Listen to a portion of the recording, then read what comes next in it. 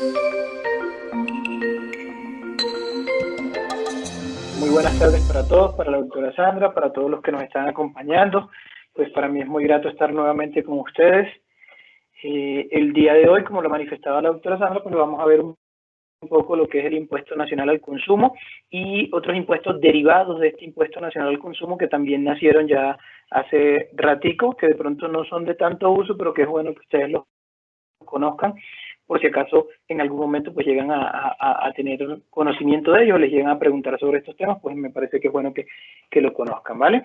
Entonces, para hacer simplemente un recorderis antes de entrar al tema de la normativa que vamos a manejar el día de hoy, es muy sencilla la normativa, vamos a manejar solamente lo que es el estatuto tributario y el libro 1, parte 3, título 3 del decreto 1625 de 2016, que ustedes pueden ver acá, ¿vale? Entonces, desde acá empieza el título 3, que me va a hablar de todo el tema reglamentario del impuesto nacional al consumo al día de hoy. Este es el DUR tributario, esta es una actualización que es la más reciente que tenemos, está a 27 de mayo. Entonces, desde aquí, de este artículo 1.3.3.1 en adelante, ustedes van a encontrar todo lo referente a lo que es el impuesto nacional al consumo y cómo va a ser su reglamentación, ¿vale? Entonces, es importante que lo tengan pendiente. Antes de entrar ya de lleno, me parece pertinente hacer un recorderis de dónde viene este impuesto nacional al consumo. El impuesto nacional al consumo nació en el año 2013. Entonces, es un impuesto que antes del 2013 no vamos a tener ninguna referencia a él porque no existía. Quiero hacer una aclaración muy pertinente. Existen unos impuestos al consumo del orden departamental o del orden distrital para que no lo confundan. Por ejemplo, tenemos un impuesto al consumo de bebidas alcohólicas, cervezas y sifones. ¿Ya? Eso es un impuesto del orden departamental, es decir, cada departamento cobra un impuesto por el expendio de ciertas bebidas alcohólicas, como son las cervezas, los licores y todo este tema, ¿cierto? Entonces, de pronto no lo mencioné en el IVA, pero por ejemplo tenemos que la cerveza está grabada con el impuesto sobre las ventas. ¿Y cómo se calculaba esa base gravable? Se calculaba el costo de la cerveza descontándole este impuesto al consumo. Entonces, dentro de nuestro cotidiano vivir, van a escuchar muchas veces la referencia al impuesto al consumo, entonces hay que hacer la diferenciación en cuando nos están hablando del impuesto nacional al consumo, que es un impuesto de orden nacional, como ya vamos a ver, y del impuesto al consumo de ciertas bebidas o de ciertos productos que normalmente son impuestos del orden distrital o del orden departamental o municipal, ¿vale? Entonces vale la pena hacer esa aclaración. Y pues estos existían desde hace mucho rato, existen más o menos con la ley una ley de 1984 que los tiene regulados. Entonces, este impuesto nacional al consumo, que es potestativo de la administración, es decir, lo cobra o lo regula la DIAN, lo vigila la DIAN, es diferente a los otros impuestos al consumo que ustedes pueden encontrarse dentro del territorio nacional, ¿vale? Nace con la ley 1607 de 2012, que es la primera reforma que se hace en el gobierno Santos, y pues entra a regir a partir del 1 de enero de 2013 en adelante. Entonces, de ahí viene toda la normativa de este impuesto al consumo. Si lo vemos, podemos decir que es un impuesto realmente joven y pues por lo joven que es poco o es muy escaso el desarrollo normativo que ha tenido, digamos, este impuesto al consumo. Entonces, de pronto es más breve que otros impuestos que vamos a tratar. ¿Listo? Entonces, Estatuto Tributario, DUR, Decreto 1625, y pues comencemos con las características de este impuesto nacional al consumo. Al igual que como lo vimos en el IVA, este impuesto va a tener unas características propias de él. Lo primero, pues, decirles que es un impuesto, como ya lo habíamos hablado, es una obligación pecuniaria que van a tener los contribuyentes o los ciudadanos, entiéndase el sujeto pasivo, sin derecho a que sobre ella tengan ninguna contraprestación. Vamos a tener dentro de sus características que es del orden nacional, como les mencionaba. ¿Sabes qué quiere decir? Que este impuesto al consumo va a aplicar dentro de todo el territorio nacional, desde la isla de San Andrés hasta Leticia, ¿vale? A diferencia de esos otros impuestos al consumo que van a escuchar ustedes, solamente tienen aplicación dependiendo del territorio en donde nos encontremos y tendrán una reglamentación para cada uno de esos territorios. De naturaleza real, al igual que el IVA, esto se entiende que es un impuesto de carácter indirecto, entonces aplica sobre unos productos, sobre unos bienes y sobre unos servicios. Aquí no aplica sobre las personas. Entonces, nuevamente, como lo expliqué en su momento con el impuesto sobre las ventas, aquí no me interesa la calidad que tiene la persona, no me interesa si es una persona sin ánimo de lucro, no me interesa si es una persona del orden estatal o nacional, ¿cierto? Es decir, no me interesa si es un ministro, si es el presidente, si es la alcaldía de Bogotá, ¿cierto? Lo que me interesa es qué servicios o qué productos se están vendiendo o se están enajenando. Y dependiendo de si esos productos se encuentran o no grabados, así tendrá la responsabilidad o no de ser sujeto pasivo del impuesto nacional al consumo, ¿vale? Tenemos que también es de causación instantánea. Esto quiere decir que una vez realizado el hecho generador, que ya vamos a ver los varios hechos generadores que tiene, pues se causa la obligación tanto para el sujeto pasivo económico como para el sujeto pasivo jurídico, el responsable, de pagar el tributo, de contribuir con esa obligación fiscal, ¿vale? Indirecto, nuevamente, muy parecido al IVA, tiene dentro de su participación, participan dos personas, un sujeto pasivo económico y un sujeto pasivo jurídico, por así decirlo, ¿cierto? Entonces vamos a tener que no hay una relación directa entre lo que es el sujeto activo, entiéndase el Estado o la nación, y el sujeto pasivo económico, que es el que realmente sufre la erogación del impuesto, es el que realmente tiene que pagar el valor del impuesto. Entonces, dentro de esa relación va a haber un tercero en la mitad que lo vamos a conocer como responsable. Y este responsable va a ser el encargado del recaudo del impuesto, de presentar las declaraciones y de pagar el impuesto. Y va a ser el responsable ante la posible omisión o comisión de alguna conducta sancionable, va a ser el que responda de cara a la administración, de cara al Estado.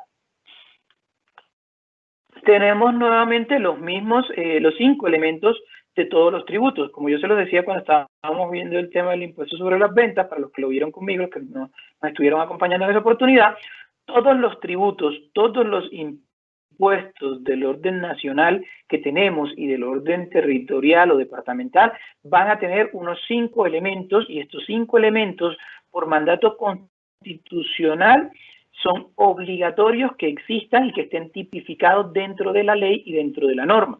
Si la norma obvia o no tiene tipificado alguno de estos elementos, pues se hace imposible la ejecución del impuesto. Entonces, lo mismo pasa con el impuesto al consumo. Tiene sus 5 elementos de este impuesto. Va a tener un sujeto activo, un sujeto pasivo, un hecho generador, una base gravable y una tarifa, ¿vale? Esos elementos son necesarios para la existencia de cualquier tributo.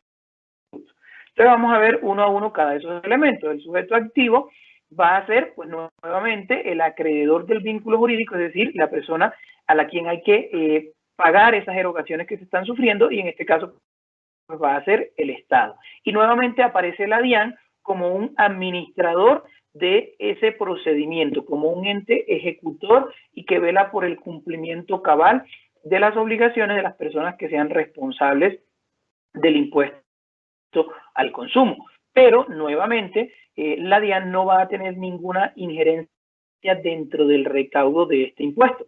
El recaudo del impuesto va a pasar directamente al Tesoro Nacional y la administración, es decir, la DIAN, solo va a tener la competencia de proceder a velar porque se declare correctamente, porque se pague lo que se debe pagar, ¿cierto? Y por realizar los procesos sancionatorios, los procesos de fiscalización que ameriten para las personas que estén incumpliendo con la declaración, con la presentación, con las obligaciones inherentes a este tributo.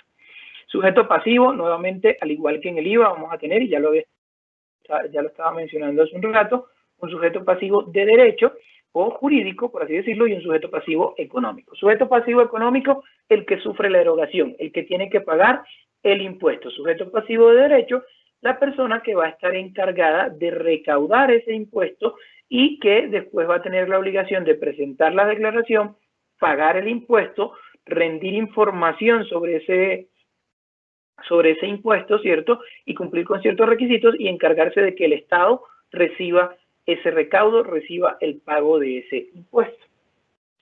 Y ahora sí vamos a entrar, digámoslo así, al tema más relevante, que son el hecho generador, o en este caso, los hechos generadores que causan el impuesto al consumo del orden nacional, ¿vale?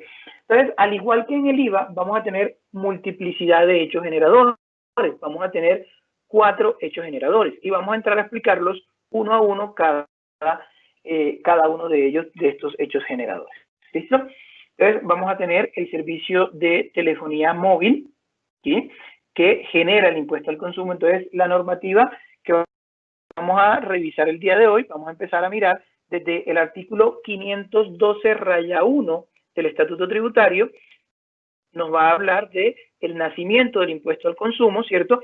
Y nos va a hablar de los hechos generadores gravados con el impuesto al consumo. Entonces nos empieza por decir que el impuesto nacional al consumo tiene como hecho generador la prestación o venta al consumidor final o la importación por parte del consumidor final de los siguientes bienes y servicios.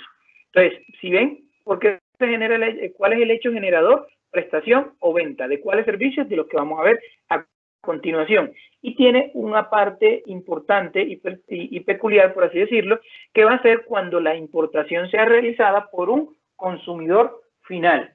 Digamos que la importación en principio, podríamos decir que no es un hecho generador, es una consecuencia lógica que causa el impuesto cuando es el consumidor final el que realiza la importación. Entonces vamos a tener importaciones que no son para consumidor final, que no estén grabadas con el impuesto al consumo, y ya vamos a ver algunos ejemplos en estos casos, ¿vale?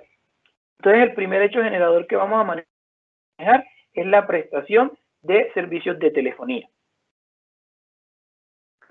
Entonces cabe resaltar que, como nos dice el numeral 1 del artículo 512-1 del Estatuto Tributario, va a ser la prestación de servicios de telefonía móvil, ¿cierto? Entonces sería telefonía móvil, internet, navegación móvil y servicios de datos, ¿cierto?, según una definición que vamos a ver en el artículo 512-2.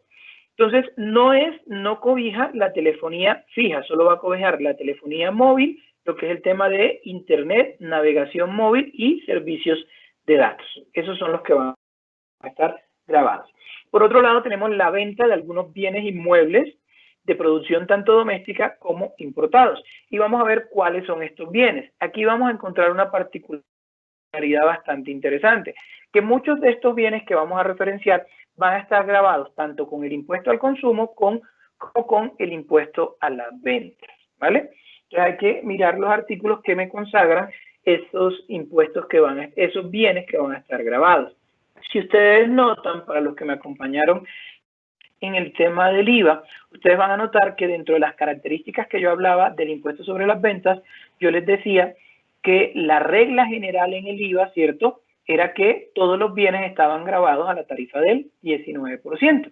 Y excepcionalmente, habían unos bienes excluidos, otros bienes grabados a la tarifa del 5% y otros bienes que se consideraban exentos, que eran grabados a una tarifa de 0. Eso les estaba manifestando yo en el IVA. Caso contrario ocurre dentro del impuesto nacional al consumo y por eso no lo vimos dentro de las características de este impuesto. ¿Por qué? Porque aquí la regla general no es que está grabado con el impuesto al consumo. La regla general es que posiblemente y muy seguramente, aplicando el tema del IVA, sigue grabado con el impuesto sobre las ventas. Excepcionalmente podrá estar grabado con el impuesto al consumo y el impuesto sobre las ventas, o excepcionalmente podrá estar grabado única y exclusivamente con el impuesto al consumo, como lo vamos a ver con el tema de expendio de comidas y bebidas preparadas, ¿vale? Entonces aquí sí me va a tocar ir directamente a un artículo que me señale qué bienes de los que yo puedo enajenar están grabados con el impuesto al consumo y concomitantemente están grabados también con el impuesto a las ventas, ¿vale? Entonces, como tercer hecho generador, tenemos lo que es el expendio de comidas y bebidas preparadas. Y por último, como les decía, pues la importación de cualquiera de estos productos que se vendan, ¿cierto? Entonces, digámoslo así, la importación, cuando estamos hablando de importación como hecho generador, va a tener relación directa con la venta de estos productos.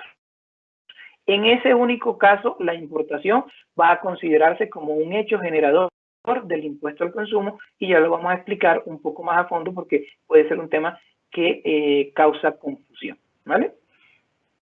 Entonces, empecemos a desarrollar uno a uno los hechos generadores que vamos a tener en este instante. El primer hecho generador, como les manifestaba, servicio de telefonía móvil, internet y navegación móvil y servicios de datos. Es muy sencillo y pues mayoritariamente ustedes posiblemente no tengan ninguna consulta sobre estos temas, porque es un tema que va directamente relacionado con las empresas prestadoras de servicio de telefonía móvil. Entonces, es muy raro que una persona natural o un pequeño comerciante, ¿cierto?, se acerque a uno de estos consultorios contables o jurídicos a hacer una consulta sobre este tema. Pero pues es bueno que ustedes lo conozcan, ¿vale? Entonces, ¿cómo va a ser la causación y la tarifa? La causación va a ser al momento del pago hecho por el usuario. Y aquí me establece algo bastante interesante, ¿cierto? Si recordamos un poco el tema de cómo era la causación en los servicios del IVA, decíamos que la causación en los servicios del IVA se generaba con la terminación del servicio, es decir, cuando yo prestaba mi servicio y lo llevaba a feliz término, con la expedición de la factura o con el pago, ¿cierto? Lo que primero ocurriera. Aquí en este caso, la causación se hace es con el pago hecho por el usuario, ¿vale? Entonces vamos a enunciar esto para explicarlo un poco, ¿cierto? Entonces, a mí mi prestador de servicio de telefonía móvil me expide una factura por los servicios de telefonía móvil que me prestó por valor de 100.000 pesos, ¿cierto? Entonces, esta factura por valor de 100.000 pesos, si estuviéramos hablando del impuesto sobre las ventas o la causación que hemos mencionado, ¿cierto? Al momento de emitir la factura, ya le tocaría al operador, a esta empresa prestadora de servicios móviles, pagar el impuesto al consumo por la telefonía móvil. Pero para este caso es contrario. No. ¿Cuándo se va a causar la obligación de pagar la tarifa correspondiente al impuesto, que como ustedes la ven acá es el 4%, ¿cierto? Entonces, ¿cuándo tendrá, entiéndase, Tigo, Concel o Movistar o cualquiera de estos operadores de telefonía móvil que son los responsables de este impuesto, ¿cierto? ¿Cuándo tendrán la obligación de pagar ese 4%? Pues entonces, esa obligación nacerá al momento en que el usuario pague la factura de prestación de servicio, ¿cierto? Entonces, si el usuario no llegase a pagar esta factura, entonces por ese usuario no se entendería causado el impuesto y hasta tanto él pague la factura no existe la obligación por parte del operador de telefonía móvil de presentar la declaración y realizar el pago. Ahora, aquí estamos bajo un supuesto, estamos hablando de un solo usuario, ¿cierto? Ellos pueden que tengan millones y millones de usuarios. Entonces, dependerá el monto a cargo que ellos tendrán que pagar, ¿cierto? Y que tendrán que declarar dentro de su declaración, dependerá de cuántos usuarios durante el periodo gravable, durante la periodicidad para declarar, hayan pagado sus facturas de venta. Si no han pagado sus facturas, pues no tendrán la obligación de pagar ese tributo hasta tanto se pague la factura.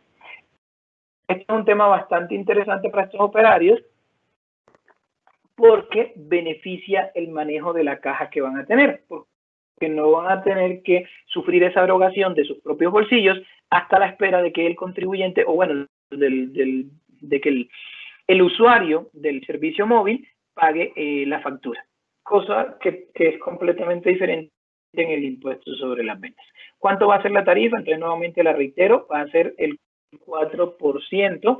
En esta tarifa tenemos algo bastante particular que no es propio de los impuestos, pero que así lo permitió la Corte Constitucional cuando revisó la constitucionalidad de la Ley 1607 de 2012. Normalmente, los impuestos que recauda el Estado no tienen una destinación específica. Se entiende que ese 4% o ese valor recaudado va al Tesoro Nacional y que de ahí se va a hacer pues lo que se conoce como el presupuesto nacional, ¿sí? La ley de gastos del Estado, y pues de ese dinero que se tiene en el Tesoro Nacional se va a utilizar para gastar en cualquiera de las obligaciones que tenga el Estado. Aquí en este tema de los servicios de telefonía móvil en el impuesto al consumo es interesante porque va en contravía de ese sentido de los impuestos. Aquí sí hay una destinación específica. Se establece en el artículo 512-2 que ese 4% que se paga de impuesto al consumo en telefonía móvil va a ir destinado en un 70% para lo que son actividades del sector deportivo y en un 40% para lo que son actividades, y en un 30% para lo que son actividades del sector cultural. Entonces, ese 40%, digamos que no entra directamente a las arcas del Tesoro, obviamente sí, ¿cierto? Pero va destinado inmediatamente a unas subcuentas o a unas subpartidas de lo que sería el sector deporte y el sector cultura. Tema que no es muy común en el impuesto sobre en ningún impuesto, porque de hecho es hasta un tanto violatorio de la Constitución, porque la Constitución prohíbe que los impuestos en principio tengan una destinación específica, ¿vale? Un tema interesante dentro del servicio de telefonía móvil grabado con este impuesto, y es que el Estado y la normativa estableció unos mínimos vitales, por así decirlo. Es decir, estableció unos rangos en los cuales no va a causarse el impuesto al consumo. Y es lo que ustedes ven acá. Entonces, ¿qué está diciendo aquí? Que básicamente en los planes de datos o internet móvil que no superen este valor, no va a haber la obligación de pagar ese 4%. Pero no quiere decir que sea única y exclusivamente esto. Digamos que lo que busca el legislador con esta medida es que haya un monto de ese consumo que sea exento del impuesto al consumo. Vamos a ponerlo en un ejemplo que es más fácil para todos, ¿vale? Entonces volvemos a este contribuyente, bueno, a este usuario de telefonía móvil, ¿cierto? Que le expiden su factura por valor de 100.000 pesos, ¿cierto? De estos 100.000 pesos, el operario de telefonía móvil no va a cobrar un 4% directamente sobre los 100.000 pesos, sino que todo usuario de telefonía móvil va a tener derecho, y yo lo llamo como un mínimo vital al acceso a telefonía móvil, a que sobre las primeras 1.5 VTs no se le cobre este impuesto al consumo. Entonces, ¿qué quiere decir? Que antes de calcular ese 4%, yo de estos 100.000 pesos de la factura, debo descontar 53.000 pesos, que equivalen para el año grabable 2020, 1.5 VTs. Entonces, de esto se tiene que descontar las 1.5 VTs, ¿cierto? Y el valor que me dé acá, que eso equivale, 53.000 pesos, ¿cierto? Equivale a 47.000 pesos. Entonces, sobre estos 47.000 pesos es que se va a calcular el 4%. Entonces, en este caso, en este ejemplo que estamos manejando, este contribuyente pagaría de impuesto al consumo por telefonía móvil, internet y datos celulares 1.880 pesos, es decir, 1.900 pesos redondeándolo al decimal más cercano. Entonces, en su factura de telefonía móvil le vendría un saldo, es decir, un valor a pagar de 100.000 pesos, ¿cierto? Más un impuesto al consumo por 1.900 pesos, respetando este monto que no exceda la 1.5 VT. Es decir, sobre ese valor, sobre los primeros 53.000 pesos de mi factura, independiente del estrato socioeconómico que yo tenga e independiente del plan de telefonía móvil que yo tenga, no se me va a cobrar ningún impuesto al consumo, ¿vale? Entonces, eso sería el primer hecho generador. como les conté, es un hecho generador muy sencillo y muy básico. Vamos a pasar al siguiente hecho generador que tenemos, que es la venta de algunos bienes muebles de producción doméstica o importados. Entonces, ¿cuáles van a ser estos bienes que están gravados con el impuesto al consumo? Entonces, vamos a tener que son motocicletas cilindradas superior a 200 cc de la partida arancelaria 87.11, ¿vale?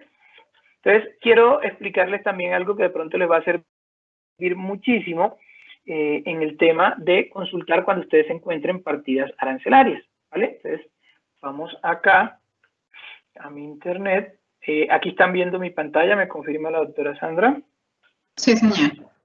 Ok. Se van a buscar, lo pueden buscar desde Google directamente, partidas arancelarias DIAN, ¿vale? Y aquí, dentro de la página de la DIAN, muisca.dian.go.co, web aranceles, vamos a encontrar una forma de consultar las estructuras arancelarias. Y esto le sirve tanto para el impuesto sobre las ventas como para el impuesto al consumo y para cualquier multiplicidad de consultas que ustedes tengan sobre una partida arancelaria particular. Dentro de nuestra normativa tributaria casi siempre van a encontrar estos bienes identificados con partidas arancelarias, ¿cierto? Ahí tenemos la 8711. Entonces, si ustedes quieren saber qué bienes o qué artículos están dentro de esta partida arancelaria, para saber qué bienes o artículos están grabados con el impuesto al consumo, entonces vamos acá a la página de la DIAN, ¿cierto? Le damos por código de nomenclatura y aquí simplemente pues colocamos el código de nomenclatura 87.11. 87.11 y le damos a buscar. Entonces, si ustedes ven, aquí vamos a ver lo que se conoce como la partida arancelaria, que es esta 87.11, y lo que está por debajo de ella, como sus derivadas, van a ser las subpartidas arancelarias. Entonces se entiende que todas estas que ustedes ven acá hacen parte de esta misma partida arancelaria 8711, ¿verdad? Y esto es un tema interesante porque van a encontrar a veces, tanto en el tema del IVA como en el impuesto al consumo, algunos bienes que tengan que estén denominados por su subpartida arancelaria y no por la partida arancelaria. ¿Qué quiere decir esto? Que solo el elemento que se encuentra en la subpartida arancelaria es el que goza de la exención o el que goza del beneficio o es el que se encuentra grabado con el impuesto, ¿vale? Entonces, si ustedes ven, esta partida 8711 me dice motocicletas y velocípedos equipados con motor auxiliar, con sidecar o sin él, ¿cierto? Y cobija a todas las que ustedes van a encontrar acá. ¿Ven? Entonces, con motor de émbolo alternativo de cilindraje inferior a 50 centímetros cúbicos. A 50 centímetros cúbicos hay acá. Acá me dice con motor de émbolo pistolo superior a 250 centímetros cúbicos. Entonces, si ustedes ven aquí, ¿cuáles van a estar grabados? Entonces, viene un tema interesante. Uno lee la normativa y la normativa me señala que son motocicletas cilindraje superior a 200 centímetros cúbicos de la partida 87.11. Si ustedes ven, en principio no es toda la partida. Si yo compro una motocicleta cuyo cilindraje es inferior a 50 centímetros cúbicos, aun cuando se encuentra dentro de esta subpartida, no estaría grabada con el impuesto al consumo. Pero si la motocicleta que estoy comprando es de esta subpartida, la 8711.20.00.00, que es con un émbolo o con un cilindraje superior a 250 centímetros cúbicos, sí se encontraría grabada. Entonces, por eso es importante que nos vayamos a cada una de las partidas y podamos evidenciar a qué se refiere la norma cuando me está hablando de qué productos están grabados o no grabados, ¿vale? Entonces, esta información la vamos a encontrar dentro del artículo 512-3 del Estatuto Tributario y 512-4. Y ya les voy a explicar por qué están en artículos separados. Digamos que esta es la normativa general de los bienes que van a causar el impuesto al consumo. Entonces, ahora sí, sigamos. Motocicletas, ¿cierto? Cilindraje superior a 200 centímetros cúbicos. Vamos a tener yates, embarcaciones de recreo o de deporte, ¿cierto? Barcos de remo y canoas de la partida 89.03. Vamos a tener los vehículos automóviles de tipo familiar y los camperos y pickups de las partidas 8703 y 8704. La voy a ir buscando por acá para explicar algo. 8703.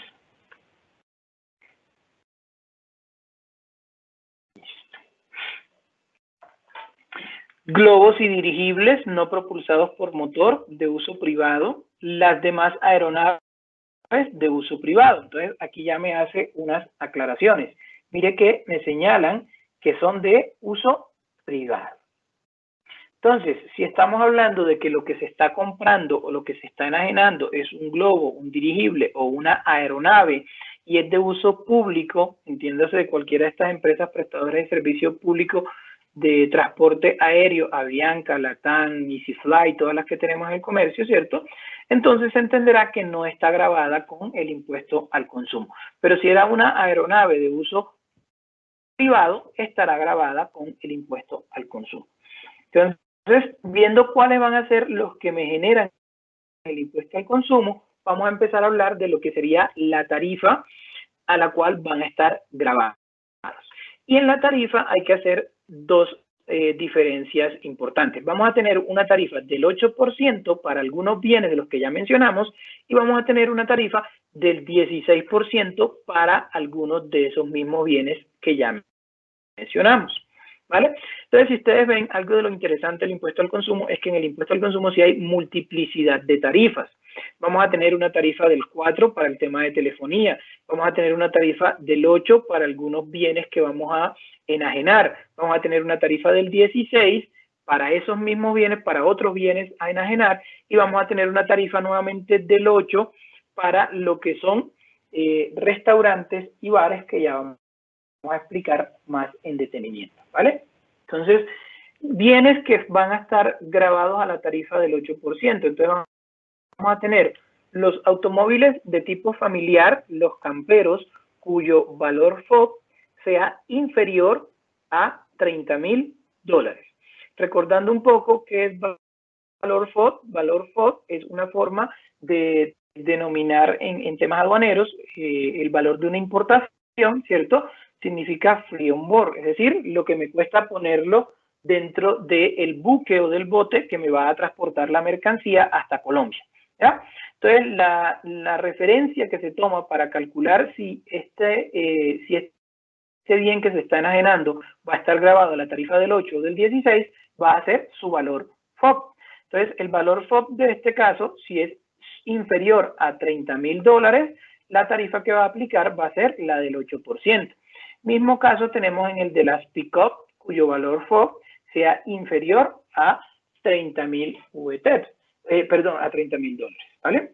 Entonces, vamos nuevamente acá a la partida que nos estaba señalando la normativa, ¿cierto? Entonces encontramos que en la partida 8703 están los automóviles de turismo y demás vehículos, automóviles concedidos principalmente para el transporte de personas, ¿cierto? Incluidos los de tipo familiar. Entonces aquí nos mencionan unos tipos de vehículos como son los State Wagon y los Break, ¿cierto? Dentro de esos vamos a tener muchos otros vehículos que están dentro de la subpartida, pero aquí lo que me va a decir es que básicamente todos los que se encuentran dentro de esta partida arancelaria están grabados con el impuesto al consumo.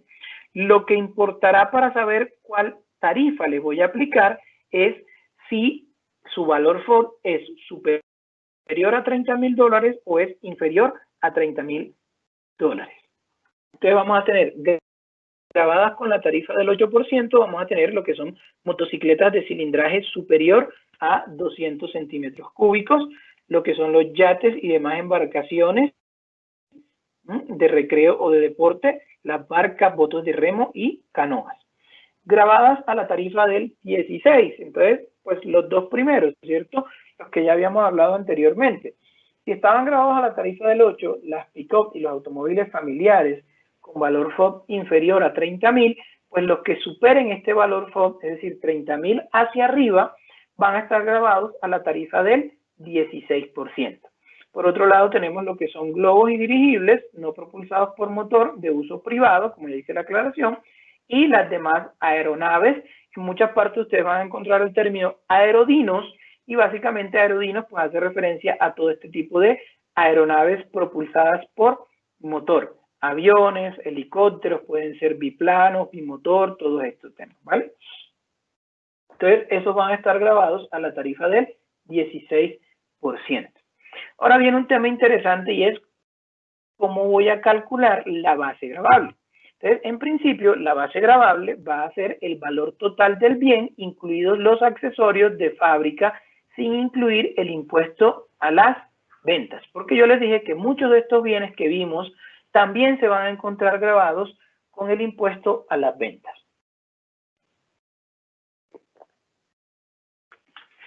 Entonces, ¿cómo va a ser el tema? Vamos a poner un ejemplo muy sencillo, ¿cierto? Yo sé que muchos de ustedes han visto por ahí en el mercado la Mazda CX-5. Entonces, una Mazda CX-5, ellos vienen denominados en varios facetas, digámoslo así, o estilos, tipos, ¿cierto?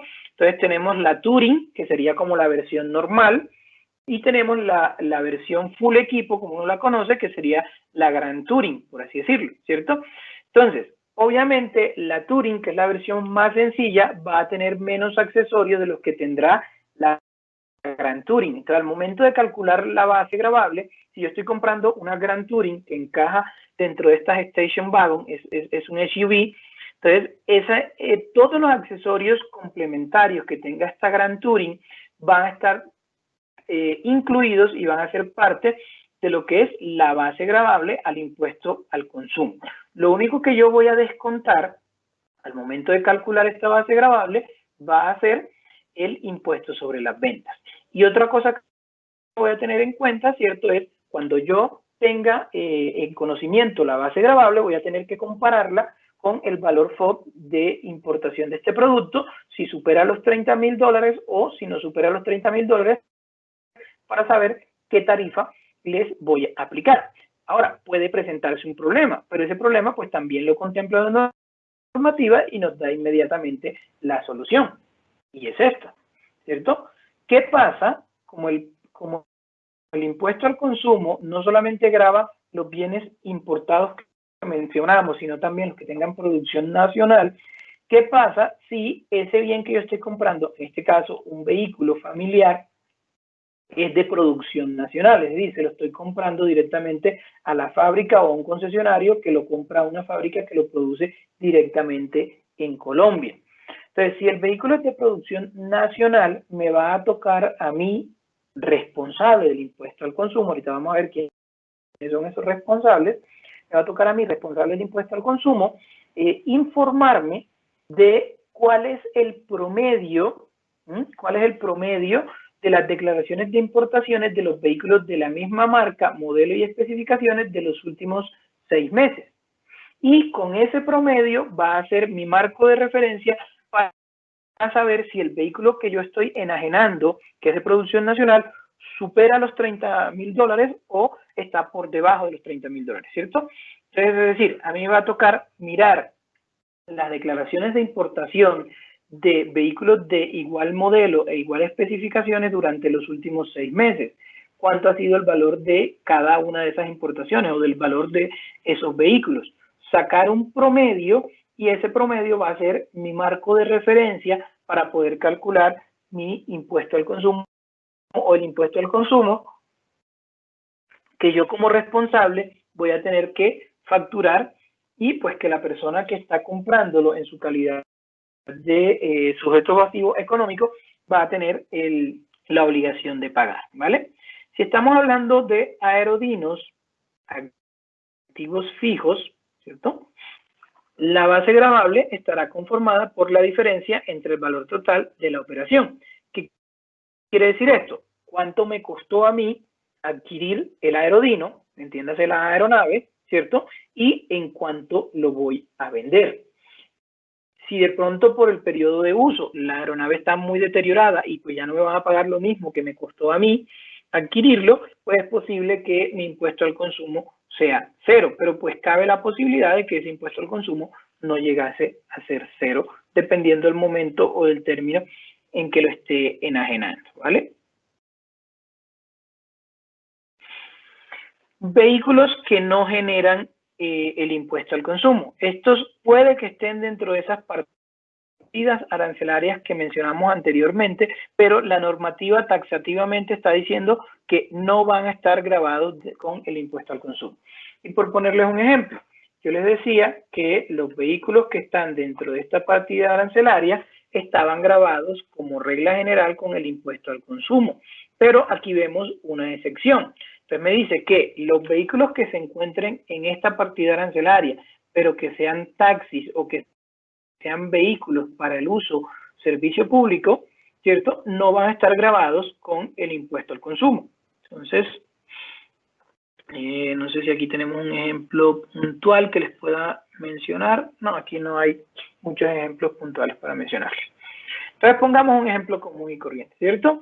Si yo compro una, y es normal, pasa mucho, no sé por acá no lo he visto tanto, pero en los pueblos de la costa hay un servicio de vans, los conoce uno normalmente, ¿cierto? Que prestan los servicios de transporte intermunicipal. Entonces uno puede coger, se va en un bucecito o se va en una de estas vans.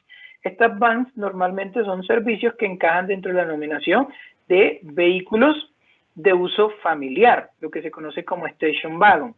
Entonces, estas station wagon, que en principio estarían grabadas con el impuesto al consumo, si son usadas o si van a ser destinadas a servicio público, no van a estar grabadas con el impuesto al consumo.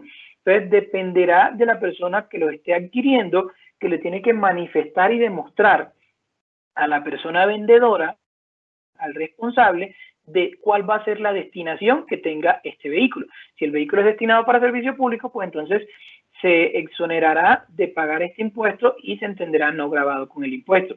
Si no lograre demostrarle o si no le informara al responsable de que el vehículo va a ser utilizado para transporte público, en principio será grabado con el impuesto al consumo y pues tendrá que sufrir la erogación, tendrá que realizar el pago de este impuesto, ¿vale?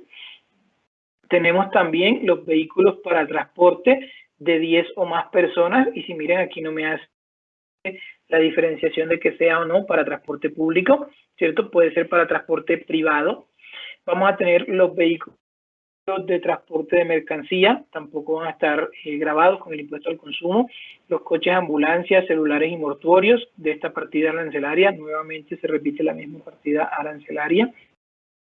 Vamos a tener los aerodinos de enseñanza hasta de 2 plazas y los de servicio público, ya se los había explicado, ¿cierto? Entonces, lo que es servicio público no va a estar grabado. En este caso, estos aerodinos de enseñanza puede que sean servicio privado, es decir, de uso privado, pero son destinados a la enseñanza.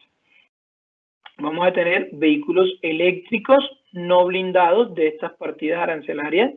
Ahorita que llegó Tesla a Colombia, o que bueno, próximamente va a llegar Tesla a Colombia. En teoría, todos los vehículos eléctricos que no estén blindados de estas partidas arancelarias no estarán grabadas con el impuesto al consumo. Y vamos a tener los barcos de remo y canoa para uso de pesca artesanal clasificados en esta partida arancelaria, ¿vale? Tampoco van a estar grabados con el impuesto al consumo. Unos otros que me faltan acá, que no estaban que no los había mencionado anteriormente, vamos a tener lo que son motos y motocicletas con motor de cilindraje hasta 200 centímetros cúbicos, es decir, de 200 centímetros cúbicos en adelante van a estar grabados a la tarifa del 8%, como ya se los mostré en un slide anterior, ¿cierto? Y vamos a tener por último lo que son motocarros de 3 ruedas para el transporte de cargas o personas, como taxis con capacidad máxima de 1.700 libras y que operen únicamente en los municipios autorizados por el Ministerio de Transporte. Aquí viene un tema peculiar, ¿cierto?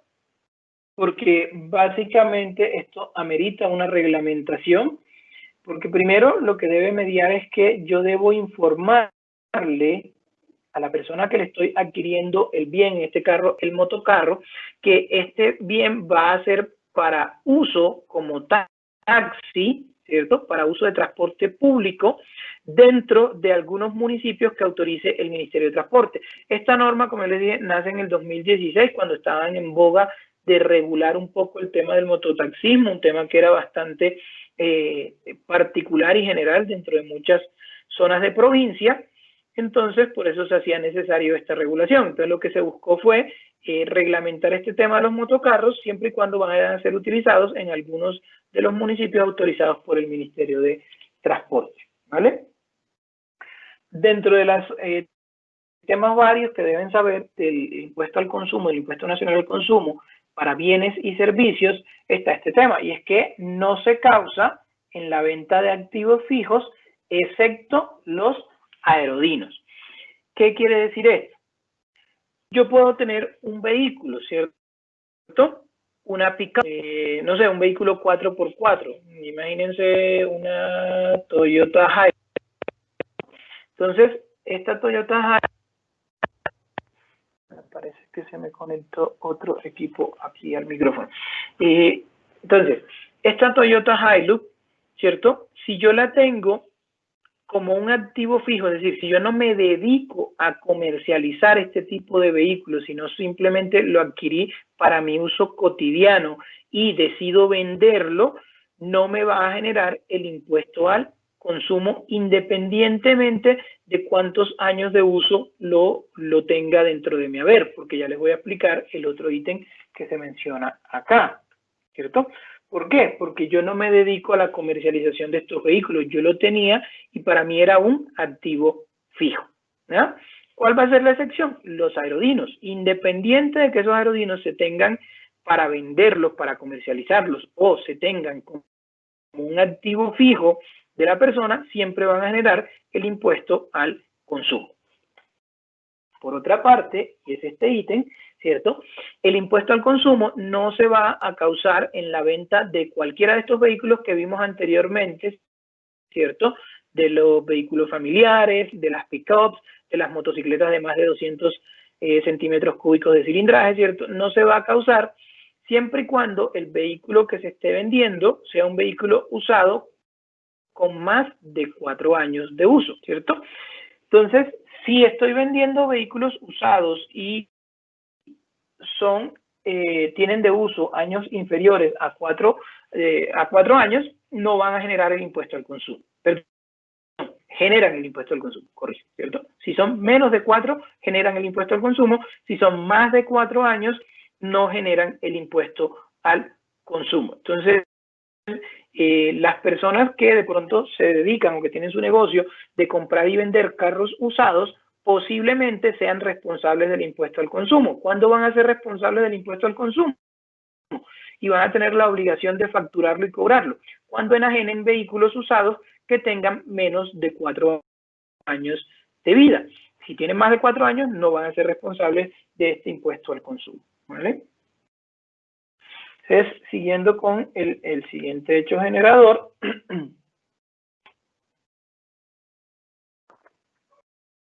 que quizás es el más interesante que vamos a ver, es el hecho generador del expendio de comidas y bebidas preparadas, ¿vale?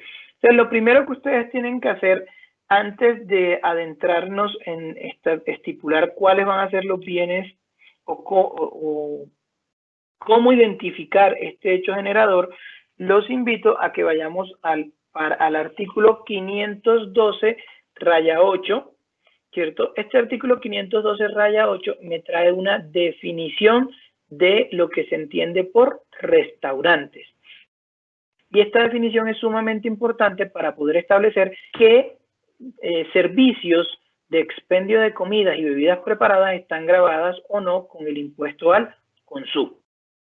Entonces, el artículo 512-8 me dice lo siguiente, me dice que para efectos del numeral tercero del artículo 512-1, es decir, el expendio de comidas y bebidas preparadas, se entiende por restaurante, lo tengo casi que taxativo aquí, pero lo voy a leer de acá de la norma, me dice, aquellos establecimientos cuyo objeto es el servicio de suministro de comidas y bebidas destinadas al consumo, tales como desayuno, almuerzo y cena, o cena. Y el de los platos fríos, calientes, para refrigerio rápido, sin tener en cuenta la hora en que se presten los servicios, independiente de la denominación que se le dé al establecimiento. Entonces, si ustedes ven, básicamente cuando me dicen independiente de la denominación que se le dé al establecimiento, puede ser un club social y estar grabado con el impuesto al consumo, puede ser un hotel que tiene un restaurante dentro de su hotel y estar grabado con el impuesto al consumo, ¿cierto? Entonces, si ustedes ven, es el suministro de cualquier servicio de comida y bebida destinada al consumo, ¿ya? Al consumo, sea platos fríos, sea platos calientes, sea para refrigerios rápidos, ¿cierto? Va a estar dentro de la definición o dentro de la concepción de que se entiende que es un restaurante. Pero ahí no para la definición. Sigue más adelante y me incluye lo siguiente, dice, también se consideran que prestan el servicio de restaurante el establecimiento que en forma exclusiva se dedica al expendio de aquellas bebidas propias de cafeterías, heladerías, fruterías, pastelerías y panaderías, ¿cierto? Y aquí voy a hacer una pausa para seguir después con lo demás. Entonces, ¿qué se entiende restaurante? No solamente donde se venden alimentos para consumo, entiéndase desayuno, almuerzo, cena, ¿cierto? Sino que también los expendios tales como las heladerías, las panaderías, las fruterías, las cafeterías, las pastelerías, se entenderá que también entran dentro de la definición que tenemos acá de restaurante. Entonces entienden que para el tema del impuesto al consumo, todos estos sitios que acabamos de mencionar son unos restaurantes. Y como restaurantes que son, se entenderán grabados con el impuesto al consumo. Y aquí me dice algo interesante y uno decía, bueno, aquí dice que de forma exclusiva, ¿cierto? Entonces yo podría entender que una panadería, o bueno, digamos, un establecimiento de comercio que venda productos de panadería, pero que concomitantemente venda otro tipo de productos, pues no estaría dentro de esa definición. Pero viene la otra parte final del artículo, y es lo siguiente. Me dice, y los establecimientos, ¿cierto? Y los establecimientos que adicionalmente a otras actividades comerciales presten el servicio de expendio de comida. Pero básicamente me está metiendo casi que todos, muchísimos establecimientos, ¿cierto? Entonces, digamos que esta última parte que vemos aquí, ¿a quién podría cobijar? No sé, tenemos un hotel y dentro del hotel hay un restaurante. ¿Cuál es la actividad principal del hotel? Pues el alojamiento, ¿cierto? Aún su actividad principal es el alojamiento, como adicionalmente presta el servicio de expendio de comida aquí en su restaurante, pues se entenderá que también es sujeto pasivo del impuesto al consumo, ¿ya?